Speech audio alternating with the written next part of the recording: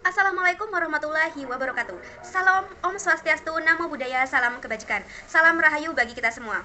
Sebelumnya perkenalkan kami dari kelompok 8 yang beranggotakan saya sendiri Jumrotul Ula NIM 44, Yeni Setianingsih NIM 58, Erika Pratiwi Putri Mardoyo NIM 66. Di video kali ini kelompok kami akan mempresentasikan mengenai gambaran umum dan karakteristik yang dimiliki oleh kurikulum 2004 atau yang biasa kita kenal dengan kurikulum berbasis kompetensi. Untuk menyingkat waktu, langsung saja simak video penjelasan berikut ini. Di sini saya akan menjelaskan mengenai kurikulum berbasis komputer (KBK) atau lebih dikenal dengan kurikulum 2004. Kurikulum berbasis komputer atau KBK dan lebih dikenal dengan kurikulum 2004 adalah salah satu kurikulum dalam dunia pendidikan Indonesia yang mulai diterapkan sejak tahun 2004.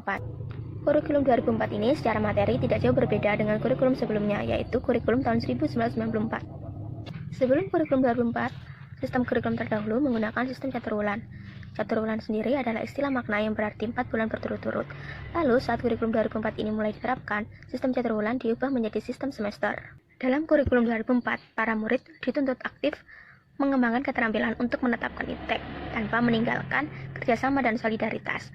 Namun sesungguhnya para murid harus tetap berkompetensi. Selanjutnya, dalam kegiatan kelas, para siswa bukan lagi objek, tetapi subjek. Maksudnya, dalam kompetensi 2004 disebut juga sebagai kurikulum berbasis kompetensi karena menempatkan siswa sebagai subjek yang diharapkan mampu memiliki kompetensi tertentu setelah mengalami pengalaman belajar pada jenjang tertentu. Yang dimaksud kompetensi di sini adalah kompetensi sikap, kompetensi pengetahuan, dan kompetensi keterampilan. Selanjutnya, lahirnya kurikulum 2004 tidak dapat dilepaskan dari kondisi politik yang terjadi di Indonesia pada saat itu. Jadi lahirnya kurikulum 2004 pada saat itu cukup diwarnai dengan adanya berbagai peristiwa penting yang mencangkup dimensi sosial, politik, dan ekonomi bangsa. Peristiwa tersebut memiliki pengaruh signifikan terhadap penerapan kurikulum dari perspektif keilmuannya. Di antaranya yang pertama, peristiwa penerapan otonomi daerah.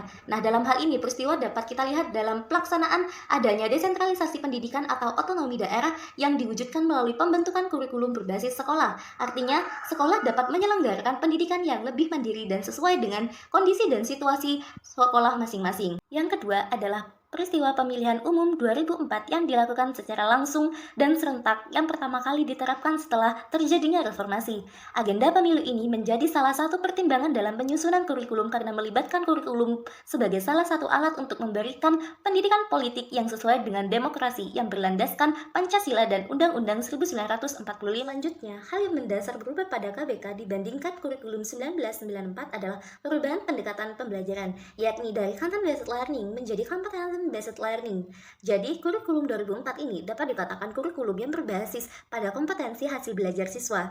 Dapat dikatakan pula bahwa KBK ini lebih menekankan pada ketercapaian kompetensi siswa, baik secara individual maupun klasikal. Selain itu juga menggunakan pendekatan dan metode yang bervariasi. Selanjutnya, dalam kurikulum 2004 muncul aspek tambahan dalam proses penilaian, yakni penilaian pada aspek keterampilan dan penilaian pada aspek sikap, di samping penilaian pada aspek pengetahuan. Jadi setelah melalui serangkaian kegiatan belajar, siswa diharapkan dapat memiliki kompetensi penilaian yang tidak hanya dari aspek pengetahuan saja, melainkan juga dinilai dari aspek keterampilan dan sehingga nilai dasar yang direfleksikan dalam kebiasaan berpikir dan bertindak yang positif. Ciri atau karakteristik yang dimiliki oleh kurikulum 2004 atau kurikulum berbasis kompetensi. Ciri atau karakteristik yang pertama adalah menekankan pada ketercapaian kompetensi siswa baik secara individual maupun klasikal. Yang kedua, berorientasi pada hasil belajar dan keberagaman. Yang ketiga, penyampaian dalam pembelajaran menggunakan pendekatan dan metode yang bervariasi. Yang keempat, sumber belajar bukan hanya guru, tetapi sumber lain yang memenuhi unsur edukatif. Yang kelima, penilaian menekankan pada proses dan hasil belajar dalam upaya pencapaian kompetensi. Dan yang keenam atau yang terakhir adalah guru berperan sebagai fasilitator. Baik teman-teman, mungkin itu saja penjelasan dari kelompok kami. Mohon maaf apabila ada kekurangan, baik dari segi materi maupun penjelasan yang kurang lengkap, serta apabila ada kata-kata yang kurang sopan. Tetap jaga kesehatan dan jaga kebersihan. Wassalamualaikum warahmatullahi wabarakatuh.